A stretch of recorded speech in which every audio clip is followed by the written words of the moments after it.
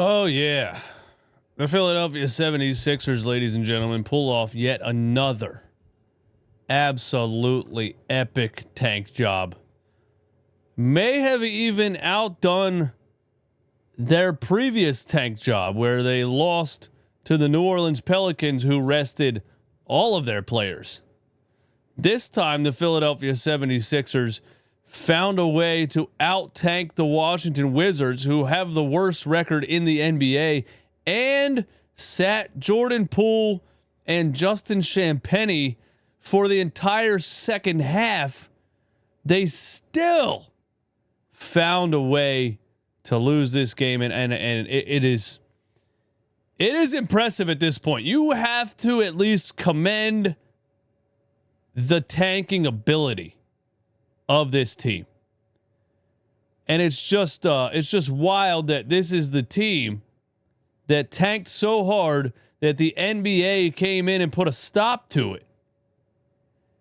And 12 years later, when we are called upon to tank once again, we put on our tank caps and we stand up and we say, this is who we are. This is what we're here for. We know what we got to do, and we know we're the best at it. This one is brought to you by BetUS.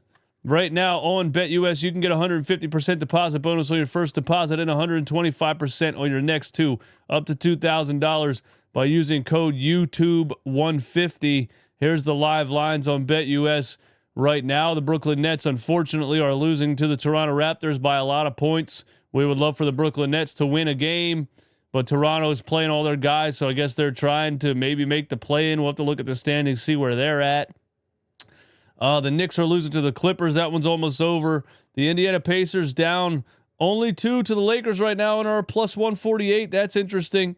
And the Milwaukee Bucks and the Denver Nuggets are in the second quarter. Denver Nuggets up by 9. Damian Lillard is out, of course, with the deep vein. I forget what they called it. Blood clots. Hopefully he gets better quickly. 125% to 150% deposit bonus for your first deposit. 125% on your next two, up to $2,000. Using code YouTube150 on BetUS. Yeah, let's look at it, man. It was a snooze fest. It was very difficult to watch. We were live on Twitch and Twitter, as my YouTube live stream suspension has 61 days left. We are within 2 months of returning to live shows on YouTube. Thank you for your patience, but thank you guys for also coming over to Twitch and Twitter to hang out with me while we deal with that suspension.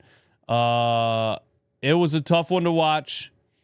The Sixers started out as good as you could possibly ask for them to start out. As far as tanking goes, they were down by 10 points really quickly. The Washington Wizards had 15 points in the first 3 minutes of the game. They were on pace for a 45-point first quarter. They chilled out a little bit. But the game went back and forth. The Sixers hung around really within 9 points for what felt like most of the game. Jared Butler was helping us hang around. Ricky Council was going on spurts here and there.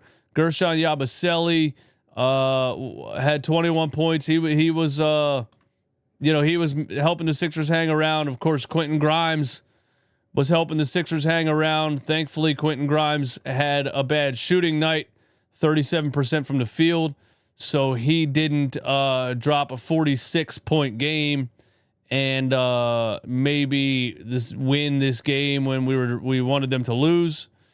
You know what I mean? But they pulled off the tank in the end. Now, once again, the game was not close until the very end. The Sixers had what we like to call the fake comeback, like they always do. They have to do it. They can't just lose the game. They can't just lose by 9 or 11 or 13 and call it a night. They have to have a fake comeback. They made that fake comeback. Here you can see the differential right here. Right here in the fourth quarter. This last little bump right here on this graph, that's the 76ers' final fake comeback. And they actually had the game within 3 points with under 30 seconds left. But our guy, Alex Sarr, came through in the end with a clutch floater with 15 seconds to go to put the nail in the coffin of the Philadelphia 76ers, secure the win for the Washington Wizards, and secure the tank for the Philadelphia 76ers. Now, the Washington Wizards, according to my understanding, pulled Jordan Poole and Champagnie in the second half of this game. And that is just, if that's true, we're going to check if that's true. If that's true, that is an epic attempt to lose a game, and really just shocking that it didn't work. First half, here you go. Julian Champagnie, 13 minutes. Jordan Poole, 12 minutes in the first half. All right, they didn't pull him in the second half. Probably the fourth quarter they pulled him. Julian Champagnie played 8 minutes. Jordan Poole played 9 minutes in the second half. Let's check the third quarter. Third quarter, Jordan Poole, Julian Champagnie. Fourth quarter, in a game that the Washington Wizards were winning. In a game that the Washington Wizards were winning, and Jordan Poole had 22 points. Right? How many points did he have? In a game that the Washington Wizards were winning, and Jordan Poole had 18 points, and Julian Champagnie had 18 points. The Washington Wizards did not play Jordan Poole or Justin Champagnie. Justin, I don't know. He has a twin brother who played for the Sixers one time. They're the same guy to me. Either way, it's just amazing to me that the Washington Wizards management said, fuck, we're winning this game. We got to pull Jordan Poole. We can't pull Alex Sarr. He's a rookie. He's 20 plus points right now. It's going to be too obvious. But all jokes aside, they actually did not play Jordan Poole and Justin Champagnie in the fourth quarter. And the Philadelphia 76ers still lost the game. That is incredible. And they lost the fourth quarter. They won the fourth quarter 29-22.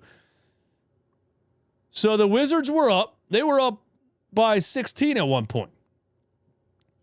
An epic attempt at a tank by pulling Jordan Poole and Justin Champagnie for the fourth quarter. And it almost worked because the Sixers outscored the Wizards by 7 points in the fourth quarter. But again, Alex Sarr put the dagger in us and pulled off the win for the Wizards, pulled off the tank for the 76ers. And Wizards management was like, God damn it.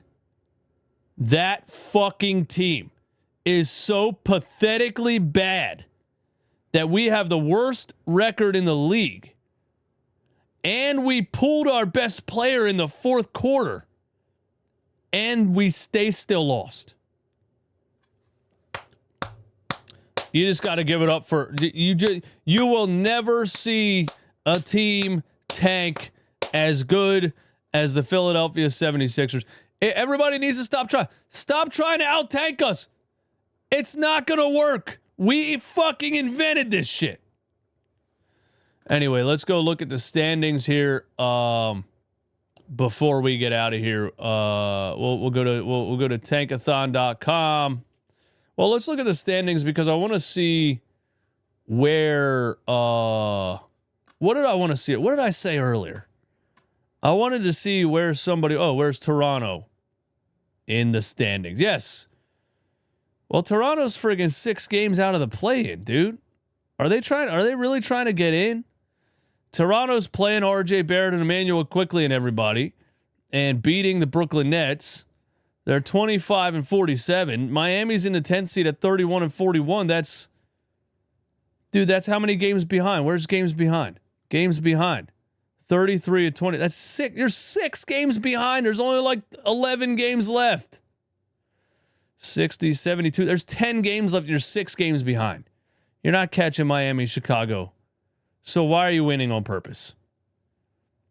Leave it to a team as stupid as the Toronto Raptors to do something like that. You know, this is a team that held on to Kyle Lowry when they could have got a haul for him because he meant so much to the organization. And then they signed and traded him for absolutely nothing when there was first-round picks on the table. That's how stupid the Toronto Raptors are. And now they're winning on purpose. And they don't even have a chance at the play-in. Let's go over to our favorite website, Tankathon.com. And we will look at the standings here. You got the Jazz, Wizards. Well, with this win, the Washington Wizards actually fall to the number 2 spot. Another reason they pulled Jordan Poole in the fourth quarter to try to lose this game.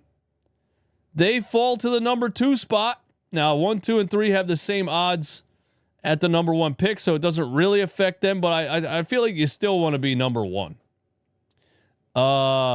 There's New Orleans at 20 and 53. Sixers are 3 games out of the 4th spot in the Tankathon rankings. Still tied with Brooklyn because of the stupid-ass Toronto Raptors. We really, really, really want to get to that 4 spot. Maybe we can look at New Orleans and their remaining schedule. New Orleans remaining upcoming games. Golden State on Friday. What's today? Oh, today's Wednesday. Does that mean New Orleans played today? Did the Pelicans play tonight? The Pelicans are not playing today. Their next game against the Warriors is on Friday at 8 p.m. All right, well, Pelicans-Warriors Friday. We need the Pelicans to win that game. That's probably not going to happen, although the Warriors lost a pretty bad one last night. I forget to who. But they got Golden State, then they got Charlotte. They can win that. Clippers, Lakers, Bucks. Not so sure about those games. But there is the Tankathon rankings. Sixers are trying to get to 4. Again, an epic tank job tonight against the Washington Wizards. You just will not see a team tank as good as the Philadelphia 76ers. And just for the love of the game and the Cooper Flag sweepstakes, let's hit the sim lottery button one time. Here we go. Oh! The 76ers again get the number 1 pick in the draft. They move up 4 spots. And Cooper Flag, you are a Philadelphia 76er. Welcome home. Welcome to possibly the most losing organization in the history of existence, where your career will trend downward until the end of your rookie contract. That's kind of crazy that I hit sim lottery and we got Cooper Flag again. That's the second time in 2 tries. I think it's a sign. Anyway, thank you guys for tuning in. There's no real reason for me to watch this game. There was no real reason for you to watch it. There's no real reason to make this video other than my own entertainment, and hopefully maybe it provided you a little bit of entertainment. That's all I got, man. Y'all have a good night. I'm out.